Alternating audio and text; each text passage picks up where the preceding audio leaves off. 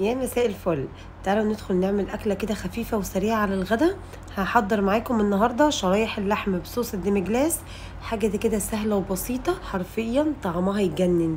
تعالوا نشوف التركات والأسرار وهنعمل الطبق ده كله في مفيش نص ساعة بس. ما تنسوش لايك أسفل الفيديو، كومنت أعرف رأيكم، وطبعا شير مع أصحابكم. واللي ما يعرفنيش، أنا ريهام صبحي، ودي البيج بتاعتي وكمان قناتي على اليوتيوب باسم ريهام صبحي، ريهام's كيتشن.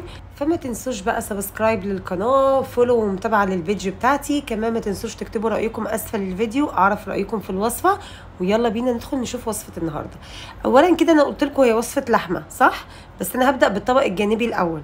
هعمل البطاطس الاول. هجيب كده شويه بطاطس كده حجمهم متوسط، هعمل لهم شق كده في النص بالسكينه وهحطهم في ميه. طبعا البطاطس بتكون مغسوله، هحطهم في ميه مع معلقه خل، وهنسلق البطاطس دي على نار هاديه لحد ما تستوي تماما. هنا بقى اللحمه، لو عندك شرايح لحمه متقطعه جاهزه اللي هي شرايح الشاورما جاهزه تستخدميها، عندك ستيك قطعيه برده شرايح، عندك مكعبات خضار قطعيها برده. اللحمه اللي انا مستخدماها النهارده دي كانت لحمه خضار عادي، واللحمه دي بتستوي بسرعه، فعشان كده حلوه قوي للوصفه بتاعت النهارده. ولو اللحمه اللي عندك مكعبات بس عجوزه شويه، هقولك اسرار ازاي تسويها مظبوط وتطلع حلوه قوي معاكي. معايا بصلتين هيتقطعوا شرايح كده رفيعه بالطول جوليان، يعني الخضار بتاعي متقطع شرايح بالطول زي تقطيعه اللحمه بالظبط. بفكرك تاني باللايك اسفل الفيديو والكومنت عشان اعرف رايك، وكمان تشيري الوصفه مع اصحابك. المهم كده قطعنا شرايح البصل كده تمام. تعالوا بقى، عندي فلفلايه حمراء، عندك فلفلايه رومي، ما عندكيش فلفل خالص ممكن تحطي مشروم، ما عندكيش مشروم ما تحطيش حاجه، حطي بصل بس، فالدنيا بسيطه. هنا بقى الفلفل الاحمر انا قطعته مكعبات رفيعه عشان هستخدمه في حاجتين، فعشان كده قطعت الفلفلايه كامله. هخلص تقطيعة الفلفلايه وهحتاج 4 فصوص من الثوم، برضو محتاجين 4 فصوص ثوم سلام، بقشرهم معاكم كمان اهو، يعني بصوا مش حرماكم من حاجه. وجبت بقى الشجره دي مخصوص عشان خاطر اعمل الوصفه بتاعت النهارده. انا بعشق الروزماري، بعشق الروزماري مع وصفات اللحمه المشويه او اصناف اللحوم بصفه عامه، فجبت دي مخصوص عشان اقصقص منها براحتي. المهم بقى جبنا الطاسه، حطينا فيها معلقه سمنه كبيره، سخنت قوي وعلى نار عاليه. بنزل بشرايح اللحم تتشمع وتتشوح كده، ومش عايزينها تنزل اي عصاره خالص. حطيت معاها عودين روزماري، وحطيت معاهم فصين توم بس. شوحيها كده على نار عاليه. طب لو اللحمه بتاعتك عجوزه شويه، هتروحي بعد ما تحمري اللحمه بالشكل ده وتوصل للمرحله دي خلاص اتحمرت، بتروحي حاطه لها ربع كوبايه ميه مغليه وتغطي عليها وتسيبيها على نار هاديه تستوي لحد ما تشرب الميه اللي انت حطيتيها. لكن لو اللحمه بتاعتك طريه، انا مسكت حته كده لقيتها طريه بتتقطع بسهوله، فكملت بقى حطيت فلفل اسود وحطيت ملح وقلبت فيها كده تتحمر شويه، ده اللون الحلو اللي انا بحبه. وبعد كده هرفعها في طبق جانبي خلاص بعد ما حمرنا اللحمه. انت كمان لو اللحمه بتاعتك عجوزه، بعد ما تشرب ميتها وتحمريها، حطي لها ملح وفلفل واركنيها في طبق جانبي على جنب. ترجعي بقى الطاسه تحطي لها معلقه سمنه تاني وتحطي لها زيت، وتنزلي بالبصل اللي انت قطعتيه لحد كده تمام. هنحمر البصله، والبصل طبعا هيلم كل البهاريز والتحمير مكان اللحمه. واول ما يدبل بالشكل ده، طبعا البصل انا بهدي عليه النار شويه علشان يكرمل سنه. بعد كده هحط شويه من الفلفل الاحمر اللي احنا قطعناه، انا ما خدتهاش كلها يعني خدت نصها بس. ممكن تحطي قرن فلفل حامي، ممكن تحطي مشروم، اي حاجه. المهم تشوحوا كده وخدوا من طعم بعض. نزلنا باللحمه، هنقلب الكلام ده كله تاني على نار عاليه.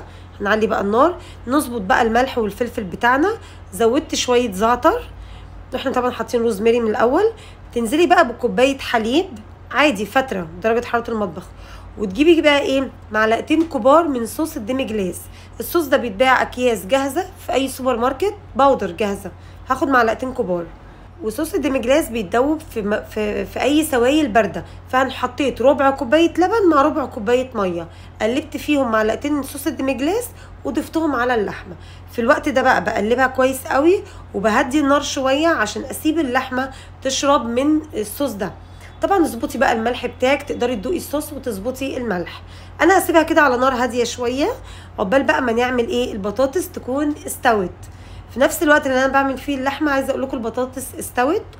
بروح عامله بقى اقشرها، تقشريها وهي سخنه تمام. هي كانت بتلسوعني بس ما علينا، بقشرها وبعد كده هي احسن طريقه للبطاطس ان انت تهرسيها وهي سخنه، علشان بتبقى اسهل في التقشير وفي ان انت تهرسيها بالشوكه.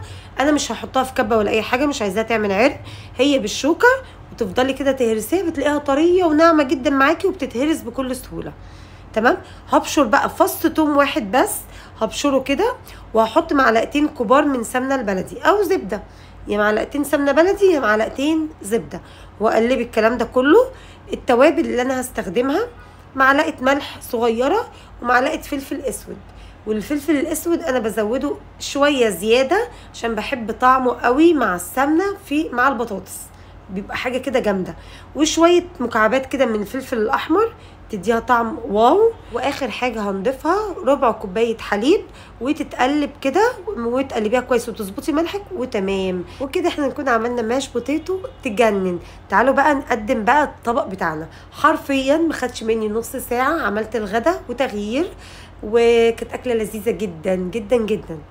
هنحط بقى كده البطاطس بتاعتنا، مش قادره اقول لكم طعمها، هي لوحدها تتاكل يعني جامده جدا. هنحط عليها بقى شرايح اللحم بتاعتنا. بصراحه كان طبق يجنن، جربوه هيعجبكم جدا. ما تنسوش تكتبوا رايكم اسفل الفيديو لانه بيهمني جدا، واي ملاحظات على اي فيديو اكتبوها لي اسفل الفيديو لان بحب جدا اشوفها. واسيبكم بقى تجربوا الوصفه دي وتكتبوا لي رايكم، وشيروا الوصفه مع اصحابكم، وما تنسوش اللايك اسفل الفيديو. يا رب الوصفه تكون عجبتكم. اشوفكم على خير في وصفات جايه كتير. باي باي.